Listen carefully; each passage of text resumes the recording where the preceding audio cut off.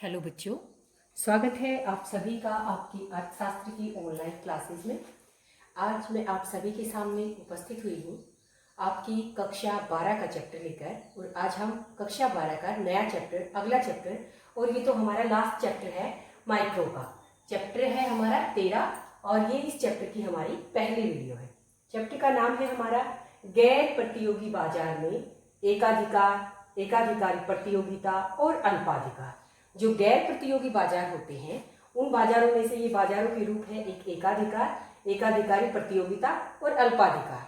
जो पूर्ण प्रतियोगी बाजार था वो हम पूर्ण प्रतियोगिता वाले पिछले चैप्टर्स के अंदर पढ़ चुके हैं। ये जो गैर प्रतियोगी बाजार है, इन बाजारों के बारे में हम अपने चैप्टर 13 में पढ़ेंगे। तो सबसे पहले, जैसे कि चैप्टर के नाम के अंदर ही है एकाधिकार, हम इस बाजार के बारे में पढ़ते हैं। एकाधिकार या एकाधिकारी की जो धारणा होती है, कंसेप्ट ऑफ मोनोपोली, एकाधिकार को हम मोनोपोली बोलते हैं। क्या बोलते हैं? मोनोपोली।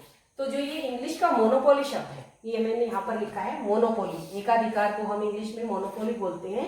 और जो मोनोपोली वर्ड है वो दो शब्दों से मिलकर बना हुआ है, मोनो प्लस पोली। जो मोनो शब्द होता है इंग्लिश में, मोनो का मीनिंग होता है सिंगल, सिंगल, और पोली यानी कि कंट्रोल। तो जो इसका शाब्दिक अर्थ अगर हम कहें तो वो क्या हो गया? सिंगल कंट्रोल, यानी कि एक ऐसा बाजार, बाजार का एक ऐसा रूप जिसके अंदर सिंगल कंट्रोल होता है या एक का अधिकार होता है। तो बाजार का वो रूप जिसके अंदर विक्रेता या बिक्री के ऊपर या उत्पादन के ऊपर किसी एक का, सिंगल का कंट्रोल होता है। ये तो हुआ शाब्दिक अर्थ, मोनोपोली का शाब्दिक अर्थ। मोनो यानी कि सिंगल, पोली यानी कि कंट्रोल, सिंगल कंट्रोल, एक का अधिकार। वैसे अगर हम बात करें एकाधिकार की, तो क्या होता है एकाधिकारी बाजार? कंसेप्ट क्या है? तो बाजार की एक ऐसी स्थिति है, बाजार की वो स्थिति जिसमें क्या होता है, वस्तु या सेवा, जो भी वस्तु है जिसका भी उत्पादन किया जा रहा है, बिक्री की जा रही है, उसका केवल एक ही उत्पादक है। उत्पादक यानी कि हम विक्रेता भी कह सकते हैं, बिक्री करने वाला कौन है? केवल एक ही है। तो एकाधिकारी बाजार कौन सा होता है? बाजार का एक ऐसा रूप होता है, बाजार की एक ऐसी स्थिति होती है जिसमें जिस वस्तु की हम बिक्री करते हैं, जिस वस्तु का हम उत्पादन करते हैं, उसका केवल एक सिंगल उत्पादक होता है जिसका सारे उत्पादन के कार्य के ऊपर कंट्रोल होता है, जो कि हम ऊपर भी पढ़ चुके हैं। और क्या कह सकते हैं हम कि उस वस्तु का कोई निकटतम प्रतिस्थापन भी नहीं होता।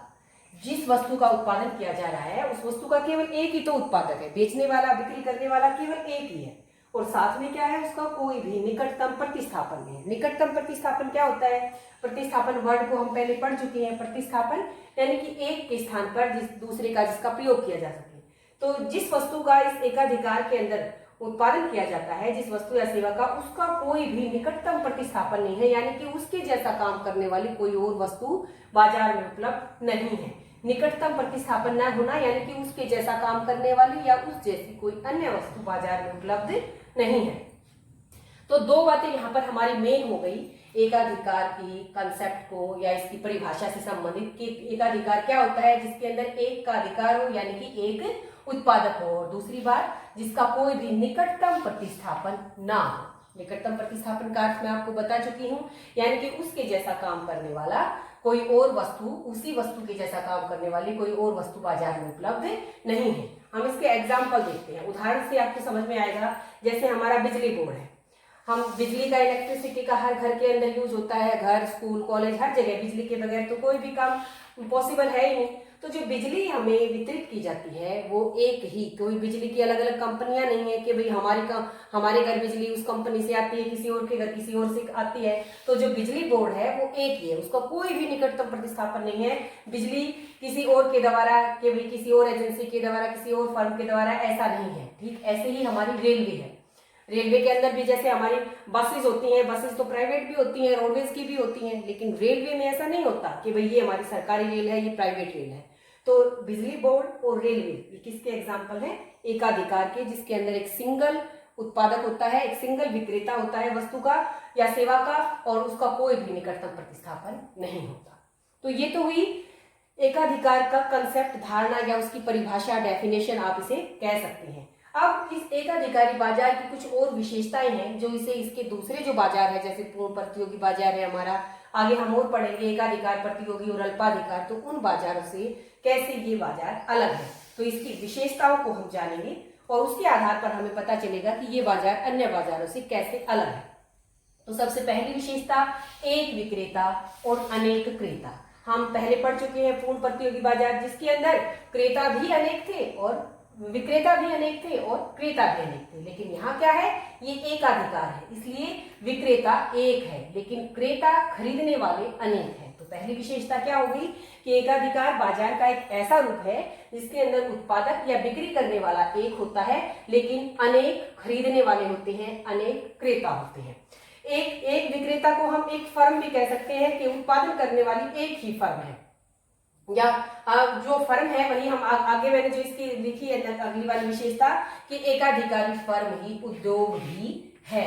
यानी कि क्योंकि क्या कहा जाता है कि फर्म क्या होती है कि भाई एक छोटी शाखा और फर्मों से मिलकर हमारा फर्मों का जो समूह होता है वो हमारा उद्योग होता है। तो यहाँ पर क्या है, यहाँ पर विक्रेता एक ही है, वही फर्म है वही उद्योग भी है। तो दूसरी विशेषता क्या है कि एकाधिकार के अंदर जो एक फर्म होती है, क्योंकि उसका और कोई दूसरा उत्पादन करने वाला नहीं है, वही फर्म वही उद्योग भी है और फर्म भी है। तो एकाधिकार के अंदर फर्म में और उद्योग में कोई फर्क नहीं होता, क्योंकि यहाँ पर एक सिंगल उत्पादक होता है, जो उत्पादक है वही फर्म का काम भी कर रहा है और वही उद्योग का काम भी कर रहा है। तो पहली विशेषता एकाधिकार के अंदर विक्रेता एक होता है लेकिन क्रेता खरीदने वाले अनेक होते हैं, असंख्य होते हैं। दूसरी विशेषता कि एकाधिकारी के अंदर जो फर्म होती है वही उद्योग भी होती है, एकाधिकारी में फर्म और उद्योग में कोई अंतर नहीं होता।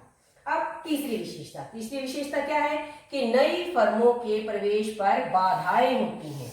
अब हम यहाँ कह रहे हैं कि विक्रेता एक होता है, क्यों होता है भाई विक्रेता एक, कोई और क्यों नहीं आ सकता उसके अंदर, क्यों नहीं आ सकता, ये उसका कारण है कि नई फर्में उद्योग के अंदर क्यों नहीं आती। अगर कोई उद्योग में आना चाहे, प्रवेश करना चाहे, तो उसके ऊपर बाधाएं होती हैं, प्रतिबंध लगे हुए होते हैं। प्रतिबंध अनेक तरह के हो सकते हैं, कानूनी भी हो सकते हैं, जैसे लाइसेंस लगा दिया जाए, या फिर कुछ हमारे एकाधिकार होते हैं जैसे पेटेंट अधिकार, ये हम आगे पढ़ेंगे तकनीक संबंधी, कि जिनके बारे में जिनको कोई दूसरा यूज नहीं कर सकता।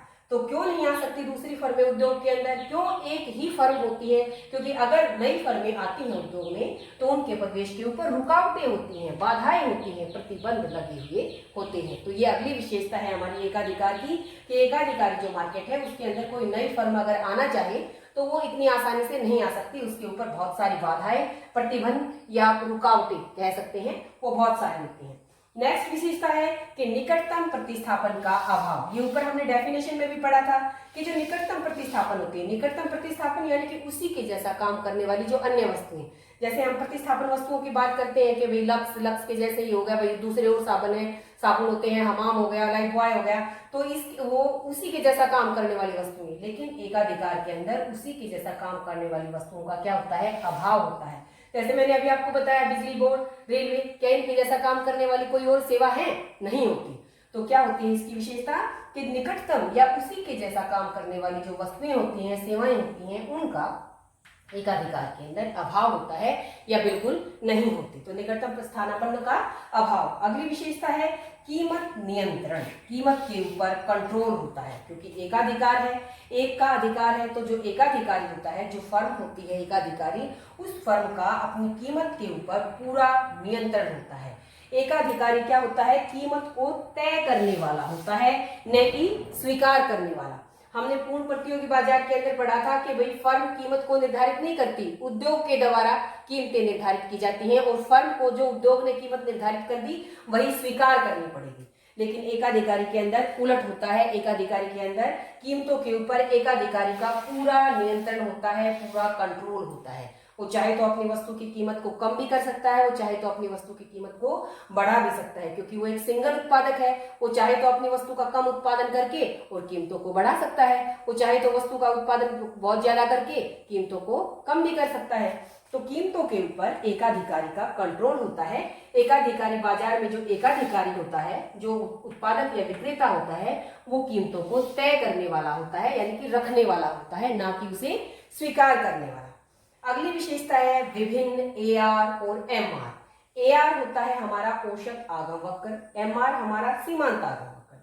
हम पढ़ चुके हैं कि जो पूर्ण प्रतियोगी बाजार था उसके अंदर हमने क्या पढ़ा था, पूर्ण प्रतियोगिता के अंदर P बराबर है AR बराबर है MR, यानी कि ये सब क्या थे, पूर्ण प्रतियोगी बाजार के अंदर जो कीमतें थी, जो AR थी वो MR थी, समरूप वस्तुएं होती थी और वो बिल्कुल हमारी y एक्स अक्ष पे क्या होती थी, समानांतर होती थी। लेकिन एकाधिकार में ऐसा नहीं होता। एकाधिकार में क्या होता है, ये अलग अलग होते हैं। अलग अलग कैसे होंगे कि भाई AR हमारी अलग होगी और MR हमारी अलग होगी। जो नीचे वाली है ये हमारी क्या है, MR है, और जो ऊपर वाली है वो हमारी AR है। क्योंकि हम पढ़ चुके हैं कि जब सीमांत आगम घटता है तो तेजी से घटेगा, बढ़ेगा तो तेजी से बढ़ेगा। तो ऊपर वाली AR है हमारी और नीचे वाली MR है। तो क्या हुए, विभिन्न AR और MR, एक ही नहीं है, ये अलग अलग लाइनें हैं, अलग अलग रेखाएं हैं। तो MR अलग है, AR अलग है। तो नेक्स्ट विशेषता क्या है इसकी, कि इसके अंदर AR और MR जो होते हैं वो अलग अलग होते हैं। ये जो दो चीजें हैं ये हमें इसे जो पूर्ण प्रतियोगी बाजार है उससे अलग भी करेंगे, बाद में हम इनके अंदर अंतर भी करेंगे। तो यहाँ पर क्या होता है, एकाधिकार के अंदर AR और MR जो होते हैं हमारे औसत आगम वक्र और सीमांत आगम वक्र जो होते हैं वो अलग अलग होते हैं, विभिन्न होते हैं, इस तरह के होते हैं, नीचे की ओर गिरते हुए होते हैं। और लास्ट विशेषता हम पढ़ेंगे कि कीमत विभेद की क्या होती है इसके अंदर संभावना। कीमत विभेद क्या होता है, विभेद यानी कि भिन्नता, कीमतों के अंदर भिन्नता यानी कि अलग अलग कीमतें, हम कह सकते हैं कि कीमतें अलग अलग कर। एकाधिकारी के पास ये भी अधिकार होता है कि वो किसी को अपनी वस्तु बहुत ज्यादा महंगी कीमत पर बेच दे और किसी को अपनी वस्तु कम कीमत पर बेच दे। तो एकाधिकारी कीमत विभेद कर सकता है, कीमतों में फर्क कर सकता है, वो किसी को ऊंची कीमत पर और किसी को नीची कीमत पर वस्तु की बिक्री कर सकता है, यानी कि कीमत विभेद की क्या है यहाँ पर संभावना है।